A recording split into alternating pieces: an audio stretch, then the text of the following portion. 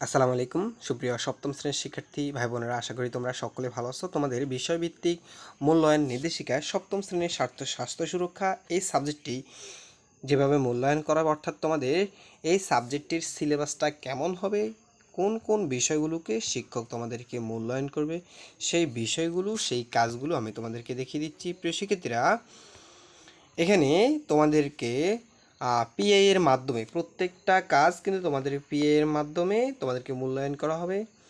এখানে শিরোনামটা হচ্ছে নিরাপদ ও সুষম খাবারে সবল জীবনযাপন পাই। আচ্ছা, এখান থেকে মূলত কাজটা কি? মূলত কাজটা হচ্ছে এই পিআই এর মাধ্যমে তোমাকে পরিষ্কার পরিচ্ছন্নতা বজায় রাখতে পারছো কি না এই বিষয়টা যাচাই করা হবে। দ্বিতীয়ত, এখানে এপিআই এর মাধ্যমে নিজেকে নিরাপদ রাখতে বা থাকতে স্বতঃস্ফূর্ত পদক্ষেপ নিতে তুমি কি কি করছো সেই বিষয়গুলো, ঠিক আছে। এরপরে দেখো, এপিআই এর মাধ্যমে নির্ণয় করা বিভিন্ন কাজে সক্রিয়ভাবে অংশগ্রহণ করতে পারছো কি না, দৈনন্দিন স্বাস্থ্য ঝুঁকি সম্পর্কে সচেতনতা প্রদর্শন করতে পারছো কি না, অর্থাৎ তুমি দৈনন্দিন স্বাস্থ্য ঝুঁকিতে কীভাবে তুমি সচেতন হবে সেই বিষয়গুলো শিক্ষক তোমাদেরকে যাচাই করবে, মূল্যায়ন করবে। এরপর নিজের স্বাস্থ্য ঝুঁকিসমূহ মোকাবেলায় তুমি কি করণীয়, তোমার করণীয়গুলো কি তুমি করতে পারছো কি না সেই বিষয়টি শিক্ষক মূল্যায়ন করবে, ঠিক আছে। এরপরে এর প্রত্যেকটা কাজের পাশে কিন্তু তোমাদের পিআই দেওয়া আছে, এই পিআই এর আলোকে কিন্তু তোমাদের মূলত কাজগুলো অনুষ্ঠিত হবে।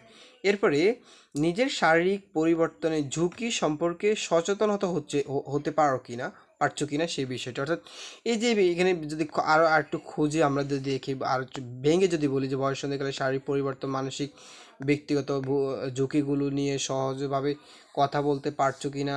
এরপরে যে এই যে সমস্যাগুলো মানে কি কি তোমাকে এখানে সংক্ষেপে এখানে বলছে, তারা এখানে আবার বিস্তারিত বলে দিয়েছে তো কীভাবে মূলত তোমাদেরকে মূল্যায়নটা করবে, ঠিক আছে। তো এটাই হচ্ছে মূলত কাজটা তোমাদের। এরপর এপিআই এর আলোকে তোমাকে কিন্তু এই কাজটা মূল্যায়ন করবে, এপিআই এর আলোকে তোমাকে এই কাজটা মূল্যায়ন করবে, ঠিক আছে, ওকে। এরপরে আমরা যদি এখানে দেখি, এখানে সচেতনতা প্রদর্শন করতে পারছো কিনা, নিজের মানসিক পরিবর্তন সংশ্লিষ্ট ঝুঁকি মোকাবেলা করতে পারো কিনা সেই বিষয়টি চেক করবে শিক্ষক তোমার। এরা পরিস্থিতি অনুযায়ী বিতরণ না হয়ে না করে নিজের অনুভূতি কিভাবে প্রকাশ করতে পারছো কিনা সেই বিষয়টি। এরপরে অন্যের অনুভূতিকে নেতিবাচকভাবে দেখতে পারছো কিনা সেই বিষয়টি পরিস্থিতি বিবেচনা করে আচরণিক পরিবর্তন করতে পারছো কিনা সেই বিষয়টি শিক্ষক মূল্যায়ন করবে। নিজের কাজে অন্যদের সমস্যা হচ্ছে কিনা সেই বিষয়টি খেয়াল করো। এরপর নিজের সফলতা এবং উদযাপন করছো কিনা এই বিষয়গুলো, অর্থাৎ শিক্ষক এই প্রত্যেকটির জন্য আলাদা আলাদা এর মাধ্যমে মূলত এগুলো নির্ণয় করবে।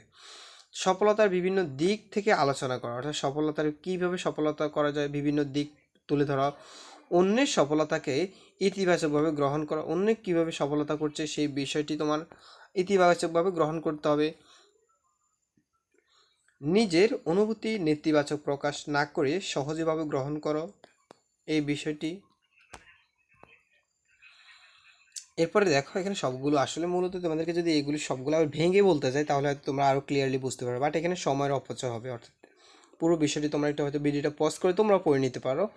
এখানে এপিআই এর মাধ্যমে মানসিক চাপে পরিস্থিতিতে সচেতন হয়ে নিজের সময় দিচ্ছে, অর্থাৎ মানসিক চাপের কারণগুলো তোমাকে খুঁজে বের করতে হবে। মানসিক চাপের কারণগুলো যখন খুঁজে বের করো তখন তুমি সমাধান করতে পারছো কিনা সেই বিষয়টি তোমাকে জানতে হবে। এরপরে মানসিক চাপের পরিস্থিতি সচেতন হতেই নিজেকে তুমি কিভাবে সময় দিচ্ছ সেই বিষয়টি তোমরা যদি আরও ভালোভাবে পড়ো তাহলে এইগুলো আরও ক্লিয়ারলি বুঝতে পারবে, ঠিক আছে। আচ্ছা, তো সংক্ষেপে আমি তোমাদেরকে জাস্ট পিআই এর মাধ্যমে যেই কাজটি মূল্যায়ন করবে সেই কাজটি দেখিয়ে দিচ্ছি। এখানে পিআই এর মাধ্যমে এখানে এই কাজটি মূল্যায়ন করবে, ঠিক আছে। প্রিয় শিক্ষার্থীরা, তোমাদের সর্বপ্রথম একটা রিকোয়েস্ট থাকবে, তোমরা যারা আনন্দ স্টাডি ভিডিও চ্যানেলটি সাবস্ক্রাইব করনি প্লিজ সাবস্ক্রাইব করে আর যারা করছো তাদেরকে অসংখ্য ধন্যবাদ। এখানে এই পিআই এর মাধ্যমে পারস্পরিক সম্পর্ক থেকে শক্তি অর্জন করতে পারছো কিনা এই বিষয়টি মূল্যায়ন করবে। তো এখানে আরও বিষয়টি ব্যাখ্যা সহকারে দেওয়া আছে কীভাবে মূল্যায়ন করা হবে।